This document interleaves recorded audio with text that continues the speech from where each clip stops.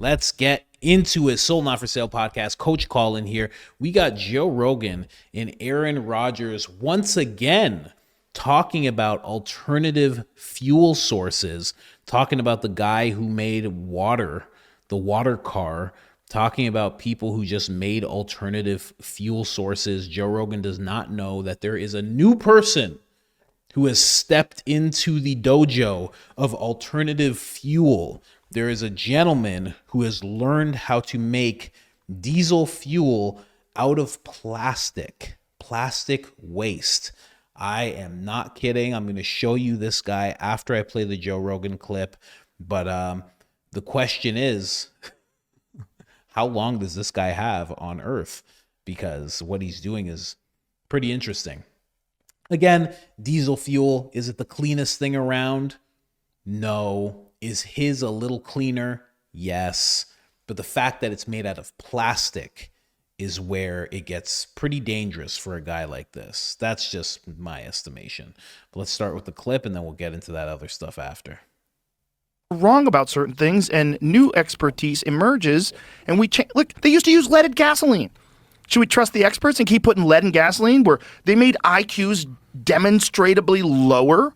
You can statistically lower in places and where people grew up, and I'm one of them, who grew up in a place where they, at the time where they had leaded gasoline. I probably could have been way smarter when I was a kid. I was just sniffing leaded gas. I have a buddy who has he used to live in New York, and he was trying to do a garden in his backyard, but he's a smart dude, so he took soil samples, brought it to university, and said, tell me what's wrong with the soil. It's filled with lead, all from those days, from back when everybody had leaded gasoline. It was just in the air, just everybody's just lead fumes, because they didn't want the engines to ping.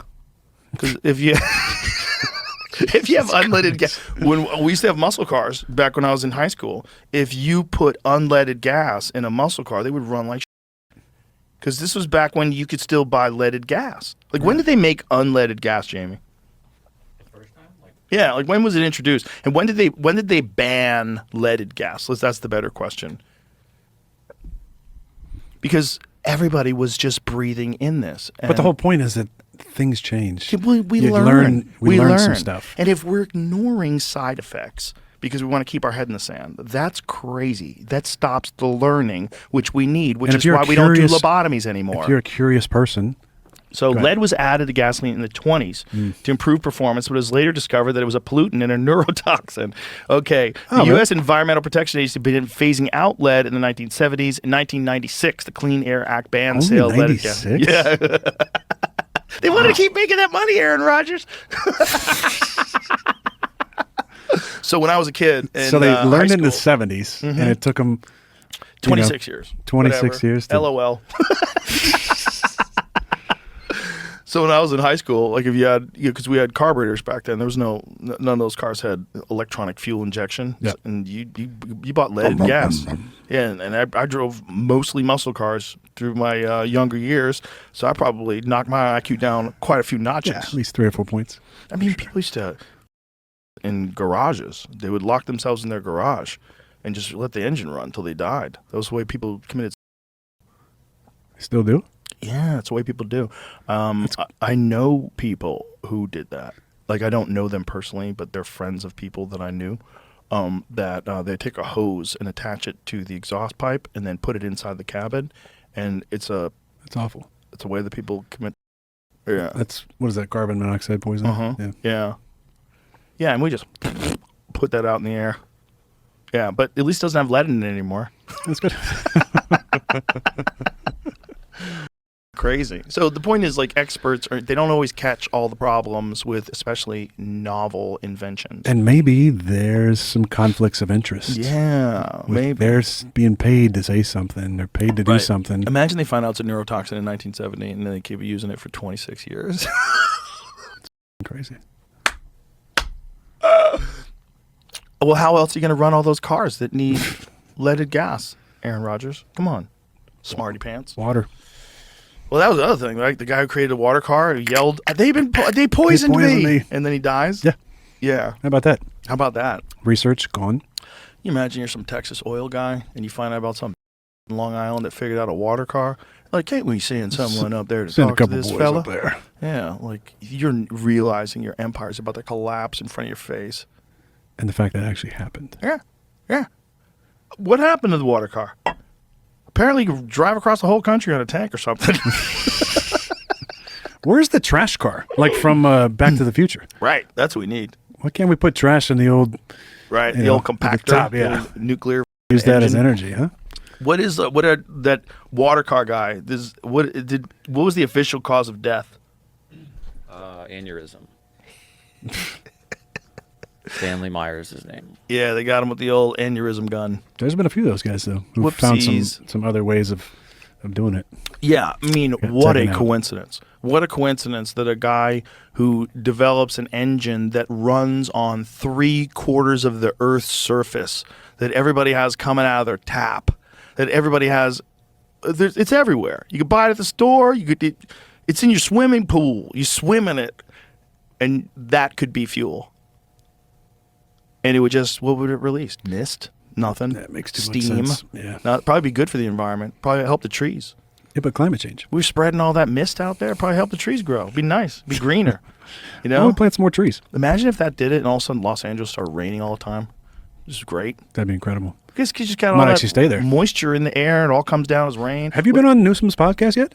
I heard it's really good. He would- They start laughing at Gavin Newsom. I love it. I absolutely love it. But let's jump into this, man. There is a guy, it's funny. Aaron Rodgers brings it up. He's like, what about the trash car? This dude, Julian Brown, calls himself Nature Jab on Instagram. This dude has really developed exactly what Aaron Rodgers was saying. Trash to treasure. Can waste plastic be converted into fuel? And that's in Forbes. If you've been following this guy, you're in this guy's comment section or anything, definitely tell him to do an interview with me, because this guy's actually doing it. And is this guy safe? You think this guy's safe? This is diesel I made from plastic waste. I am here and I have brought with me plastic diesel. This here is plastic diesel. Scientifically proven to be cleaner than pump diesel. Here I have plastic diesel. Made over half a gallon of plastic diesel.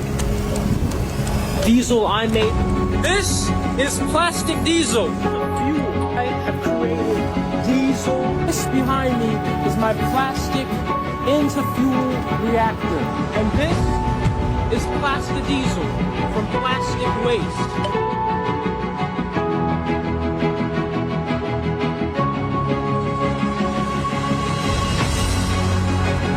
Eugene, Oregon.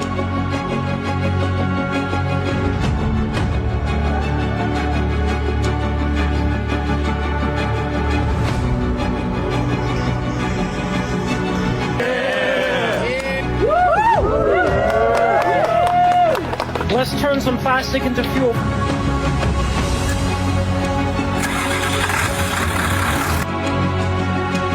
This is real. This is real. So he's been doing this. He's been running trucks.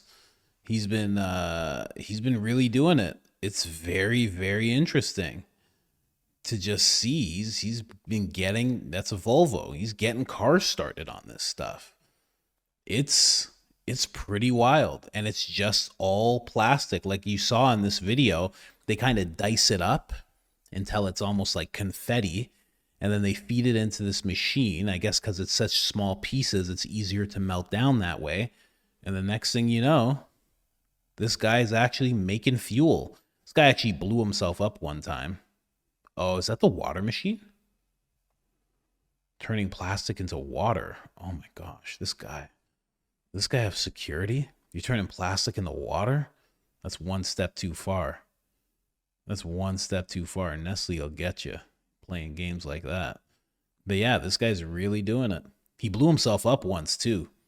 Like at the beginning of his journey, I've been following this guy since the beginning. He blew himself up once and he had to go to the hospital because he just didn't have the machinery in This guy's like a black Rick Sanchez, Rick and Morty. He's like, he blew himself up. He's in the hospital with like burns and stuff because he just didn't have his equipment just right. I don't know. Something just blew up, but it seems like he solved that problem. Here, let's see. What else you got? I'm on my way to Eugene, Oregon today. At noon, we're going to be running a 2016 Volkswagen diesel Passat off of my Plasta diesel. This will be the first ever modern diesel with the common rail fuel injection system to run off of my diesel. So this will be very historical.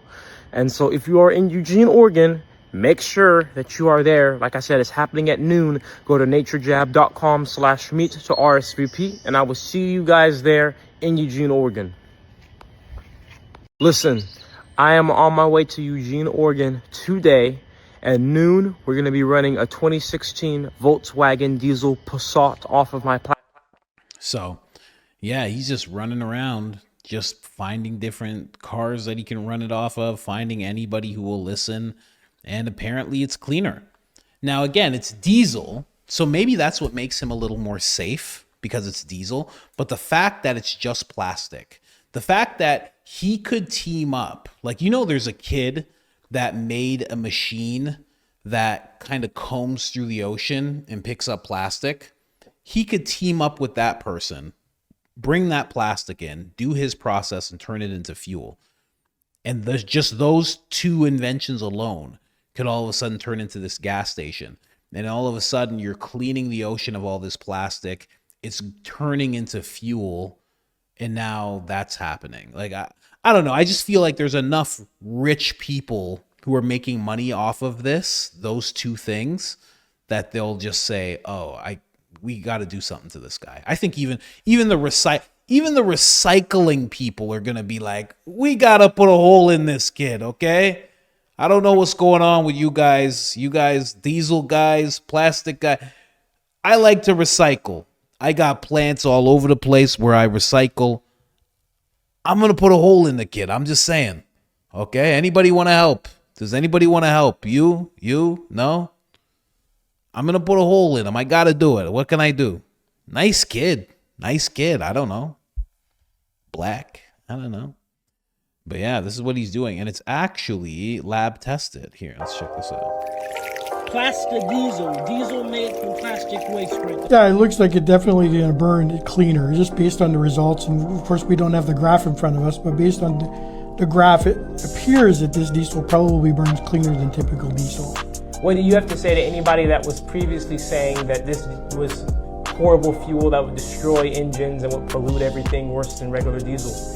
Well, you run the tests, and the tests don't lie. Numbers don't lie, and the results don't lie. So, I mean, I guess I would challenge them to produce results that show that.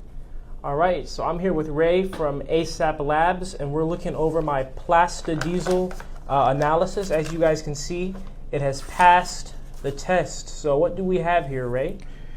Well, we have a pre-indication that it burns within the specification for diesel. So if you look at the API gravity, that's pretty standard for a diesel result. C10 index is also pretty standard for a diesel result. The specification for C10 index is a minimum of 40 and you're at 53. So that's an indication of good power. The cloud point is at 12 degrees. The distillation is burned for a diesel, so this is pretty typical for what you would see in a diesel sample.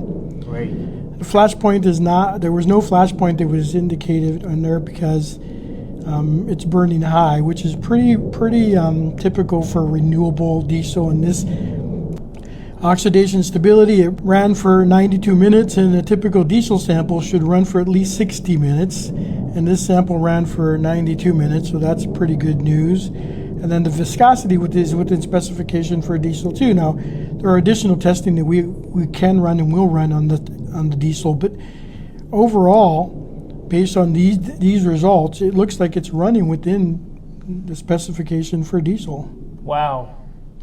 So what were your thoughts when you first got the diesel? Did you think it was going to be this well, or were you... was it shocking to see these results? I was skeptical. I'm always skeptical of anyone that produces their own diesel, obviously. So I was pretty skeptical, and I was actually shocked at these results. I didn't think that it would come within spec for diesel. Because Thank you so much, because this is all you guys do. You guys run diesel all day long, right? So thousands, you guys are like, thousands of samples. We run thousands of samples. well, there you have it, everybody. Thank you so much, Ray, and everybody at ASAP Labs for running my fuel. I'll be blessing everybody with some deodorant as a thank you. So thank you guys so much, and there you go. We passed. This guy's making deodorant out of plastic or what? Like, what does he mean? He just makes deodorant on the side? What is this guy? This guy's literally a mad scientist. What? But there you go. It's actually passing tests. So this guy's not like just some wild guy who's just like in a garage doing stuff and just claiming. He's actually going through the steps to get it tested and show that it's cleaner than, you know, regular diesel. So that's what makes me think like, okay, this guy is not completely safe. Like they're gonna come after this guy eventually, I would think. But we'll see. I mean, maybe that explosion that happened didn't just happen on its own. You know what I mean? Oh, I wish I could find it. It happened so early on in his career. The first video I saw of this guy, he was in the hospital, and I'm like, what? And he's like, oh, I was trying. Oh, thanks everybody. And yeah, he was all messed up. This guy's working, man. He's doing a lot of posts. This setup that he has here, that you see right there, that blew up. So something blew up and took him out, almost. Again, it makes you wonder, how did that actually happen? You know? And he's been getting a lot of flack from people. A lot of people don't believe in him, but yeah, there it is. That boy gave that boy fentanyl. Look at him.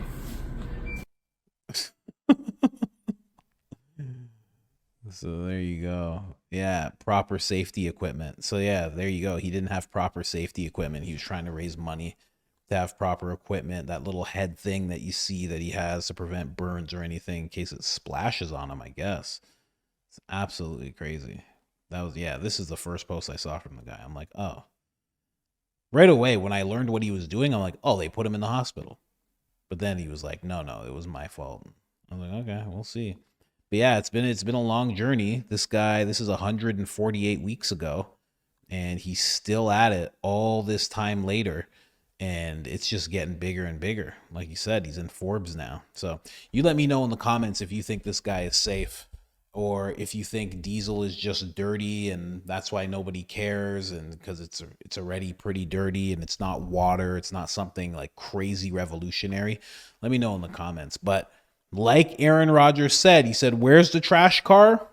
Here it is. You found it. Anyway, I'm out.